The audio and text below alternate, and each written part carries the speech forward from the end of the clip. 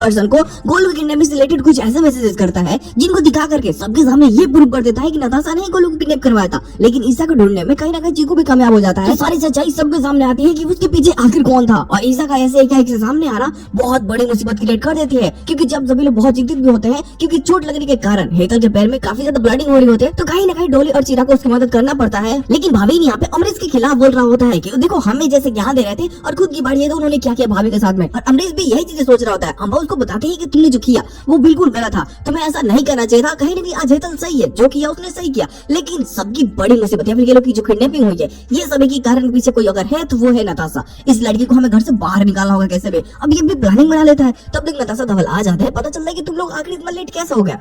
तो वहां पे झूठ बोल देती है कि नहीं ये दरअसल डांडिया वहां पे खिला रहा था कई लोगों को जिसके कारण लेट हो गया। और अब धवल भी सब कुछ बताना नहीं चाहता तो चुपचाप जल्दी से रूम में भाग जाता है। इधर हेतल भी बहुत चिंतित होती है, कहीं ना कहीं ये अमरीश की बात को याद कर रही होती है कि तुम इस घर में नहीं रह सकते और मैं एक नाचने वाली औरत के साथ में तो कभी बिल्कुल एक रूम में रहना ही नहीं चाहूंगा। और इतनी सारी बातों को याद करके कहीं ना कहीं वो भी बहुत चिंतित हो रही होती है। तो हमें नताशा आती है, तो अब नताशा को देखने के बाद में इसका मन भाभी घोर हो जाता है, उसको गले से लगा लेती है। इसको तो साफ पता है कि अगर नताशा नहीं होती तो शायद गोलू आज जीवित नहीं होता है, फिर गोलू के साथ में कुछ भी हो सकता था। और ये बात को अच्छे तरीके से जानती है तो जिस कारण वो उसका शुक्रिया अदा करती है। लेकिन इसके बाद में हमें जस्ट नाइट का सीन दिखाया जाता है। अब धवल भी कोशिश करता है कि उसके बीच की और नताशा के बीच जो भी अनबन बने हुए हैं उसको जल्दी से खत्म कर दिया जाए ताकि ये अपने रिश्ते को एक नई शुरुआत कर सके। लेकिन नताशा इसकी तरफ बिल्कुल भी ध्यान नहीं दे रही होती। खैर सुबह हो जाता है तो ये थोड़ा सा फ्लर्टिंग करना चाहता है उसके साथ में, बट हर बार वो नाना कर देती है जिसके कारण इसको थोड़ा सा गुस्सा भी आ रहा होता है। लेकिन बेचारा भी कुछ नहीं कर सकता। डायरेक्ट अब इसके बाद हॉल का सीन दिखाया जाता है क्योंकि ये गोलू के साथ में खेल रही होती है। गोली भी फाइनली इसके साथ में थोड़ा सा अच्छा बिहेव कर रहा होता है, तो जिसके कारण इनकी मन मिल रहा होता है। ठीक है, तो ये पूछता है कि अगर दादी और पापा मुझे ऐसा किया तो आप क्या करेंगे, तो वो भी बोलते हैं कि उनको भी बेंच पकड़ कर देंगे। लेकिन ये सारी बातें अमरीश और अम्बा भी सुन रहे होते हैं और इस बात को सुनने के बाद में अम्बा समझ जाती है कि ये बड़ों के रिस्पेक्ट करने वाले नहीं।